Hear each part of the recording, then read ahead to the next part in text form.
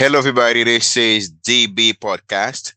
It is a honor and pleasure to have a wonderful guest in our show today. Her name is Jackie. Jackie, welcome to DB Podcast. How are you? Good. It's good to be on, Daniel. I'm so honored that you wanted to have me on the show. So I appreciate it. My pleasure. Jackie, uh, let me ask you one more question.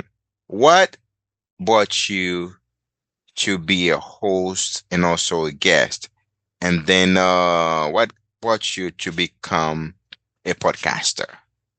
Yes. Yeah. It's kind of an interesting journey. And I don't think it's a very common reason why someone goes into podcasting. So I've been an instructional designer for 15 years and coming up on that. And I've been teaching in courses in that area for 5 years. But before I became an instructor, there were things when I was going to school, going online, that I thought if I had the opportunity to teach, which I didn't know it would happen, but it did, these are the things that I would want to have. And so one of the things was I want to be able to have instructor ways that I can have engagement outside of the classroom. So one of the ideas that just came up was, why don't I do a podcast? And that way I can provide bite-sized information outside of the classroom and get experts that they can hear from, because being an online school, you don't have that opportunity to have those rich conversations in the classroom because it's asynchronous learning.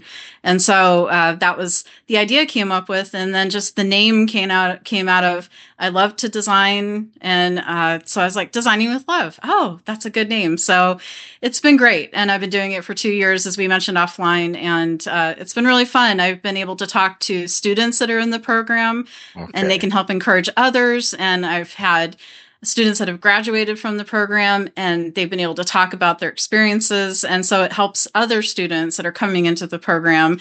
And then just generally, novice instructional designers and things like that. But then also I have experts in different areas that are able to speak into the field and just education in general. So it's been really great to have those different perspectives. And my students have really loved it. And little did I think that it would go outside of the realm of my students, and it's actually worldwide now. So I have, it's being listened to in over 50 countries now. So Oh, I just, wonderful. That's yeah, so it's nice. like, wow. So it's been able to actually reach so many, and I've been able to leverage that. So it's been really fascinating to grow with the show and learn from it. And yeah, and then I discovered Podmatch back in May.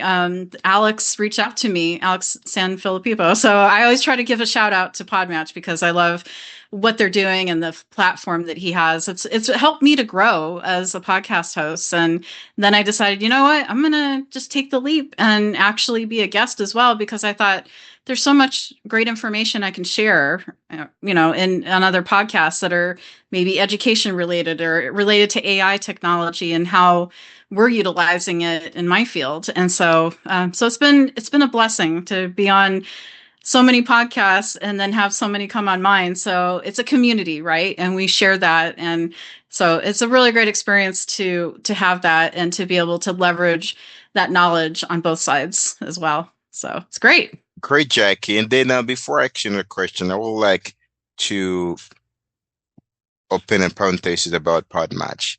I've been a Hmm. member of Podmatch since 2019. And then it's a great platform. Everybody or podcasters, think about be a be a member of Podmatch because Alex is a good person and I've been Hmm. working with them. Wonderful. And then Jackie, what kind of design you do? Yeah, so I do a variety of different instructional design. So my most of my experience is in higher education, but I also have a little bit of the corporate experience too. So I've worked on learning and development for like employee training and things like that. And but primarily I work on curriculum. And so it's really nice to be able to take that curriculum that may not exist or revise it to make it better, because there's always room for improvement when it comes to Yeah. curriculum, especially when you look at the data and you see, okay, our students struggling in one area, how can we make it better for them? How can we make the experience better? So my job as an instructional designer is to look at the look at the information, look at the numbers and the data, and see how can we have a data informed type of approach to Okay. curriculum, and not just look at what the faculty are saying needs to happen, because yes, they can speak into it. They're subject matter experts that we bring into the mix, but we don't want to just look at what the faculty want, because it's not always what the students want. So Okay. we always want to make sure we have a student-centered approach to it. So it's really fun to be able to look at that curriculum and see how can we enhance it, especially when each generation that comes along has different wants and needs. So, we do things like gamification. We also do things that are engaging for students. And now with AI technology, we're trying to tap into that a little bit more and see how we can leverage that. So, for example, for the addiction counseling program, they had this old media piece that was around even before I started in the department 12 years ago as an instructional designer. And they wanted to get it up to the core design standards Mhm. for Grand Canyon University. So they did that. But then I also said to them, well, you know what? These are case studies of different types of people that face addiction. So like a Okay. gambling addiction or something. So I said, well, why don't we bring it up to not just to the core standards, but let's see if we can utilize AI technology and be able to tap into that. So now what it has is it has it integrated into it where a student can interact with an AI chatbot for 10 minutes, but it's not just a chatbot, Mhm. but they have a realistic agent there, and it acts as the client. And so, and then the student acts as the counselor, and they have this Mhm. conversation back and forth with them. And it's very realistic, and so it's pretty neat to have that. And it has all their notes and everything that they can take and they can download. So things like that are just really exciting and taking those different fields to the next level. So utilizing technology in different ways is always exciting. So I like to be able to see those types of things, when they're just an idea, and then they come to fruition, and you actually That's see good. it in action, and you see students using it and loving it. So it's great. That brings me joy. And Yeah. then actually, Jackie, you do a great job because AI is a tool. The children can use it in different ways, right? To play games. But when you can use AI to teach the kids positive things, that's amazing. And then I would like to congratulate you. You use the tool to do something positive. Congratulations, Jackie. And Yes, then thank you. one thing I could say, even if my children using AI to do homework, and I tell Mhm. them what, and they say, yeah, it's an easy way to learn. And then Right. you use it to teach students. That wonderful. Yeah. Exactly.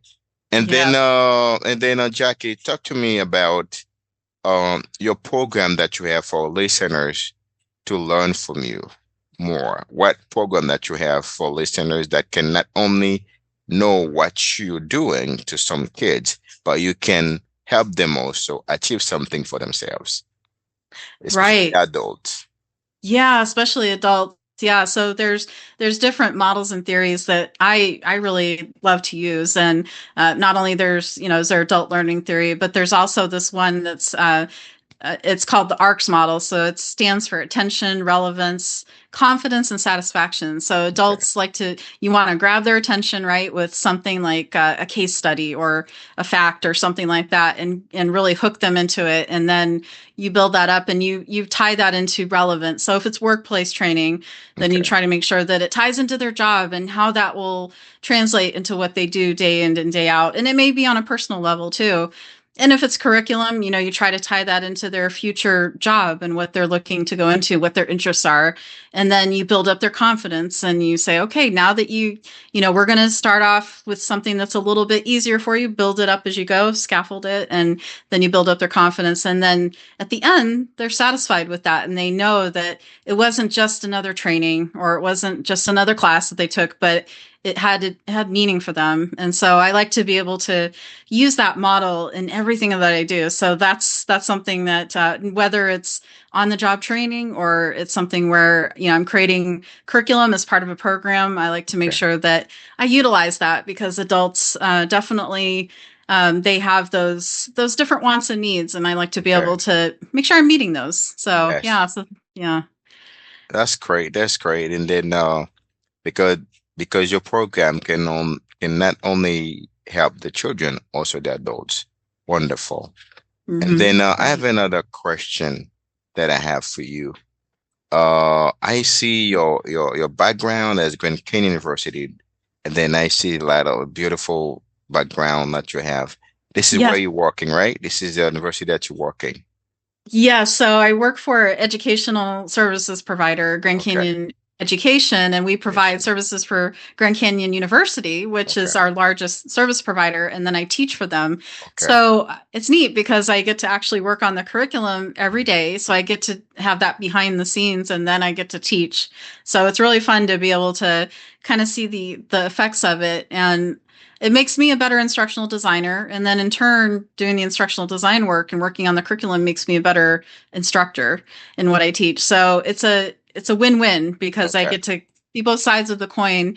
Whereas a lot of times faculty, they don't get to see the inner workings of Hmm. curriculum and what goes into it, because as we know, putting curriculum together is not just putting a bunch of things together and saying, "Here you go, here it is." It takes planning, and it takes something where we have different people that we collaborate with that are Okay. part of the process. So it's never just one person that makes it happen. It's like a cog of a wheel, right? You have all these different elements that, or like a factory, right? You have every Okay. person that is part of that process. So not that what we do is like a factory, but it's just the analogy of it, of being Okay. able to know that everybody has a part in the process that makes that curriculum come to life. And so it's really exciting to see that we have, the stakeholders, we have the subject matter experts, and then in my department, we have the curriculum developer and the instructional designer, the editor, we have a media team. So it's we all have a part in making that curriculum come to life. So it's really amazing to be part of that and know that I'm helping to make a change, and all the people on my team, we work together to help make a positive change and help someone to, maybe they're discovering a new career, or they want to be able to elevate what they're already doing in their current career and be able to help more people. So I feel like, God's called me to it. He brought me to Grand Canyon University for a reason, and I haven't looked back since. I've been here almost 12 years, so Oh, it's been amazing. many Yeah. years. Yes. Yeah. That's amazing. Yeah. Jackie, where people could contact you in your platform, do you have a website, or where we can people can get a chance to reach out to you? Do you have Sure. Absolutely. Yeah. So I have a website. It's all in one for my podcast. It's Designing with Love blog. So it's a blog site and also a podcast site. So yeah, people can reach out to me on there. They can leave a voicemail, and I have my buy me a coffee on there. okay. So if someone wants to support the show, they can go on there and do that. And it's really neat. I like using Podpage. That's the platform I use for it. It's really makes it easy, and so I really love it. So anytime Alex recommends something, I always check it out, and I'm like, "Ooh, this is cool. I like Okay, this." wonderful. Yeah, I yeah. like that. And if every listeners that are watching us Hmm. today, please reach out to Jackie and a platform.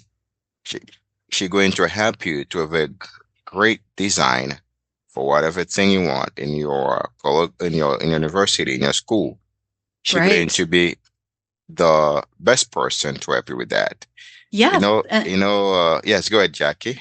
I was just gonna say they can reach out to me on LinkedIn too. I almost On forgot. LinkedIn. So yeah, they can reach out to me Wonderful. there. Hmm. That's nice. And then Jackie, we're going to end our show today.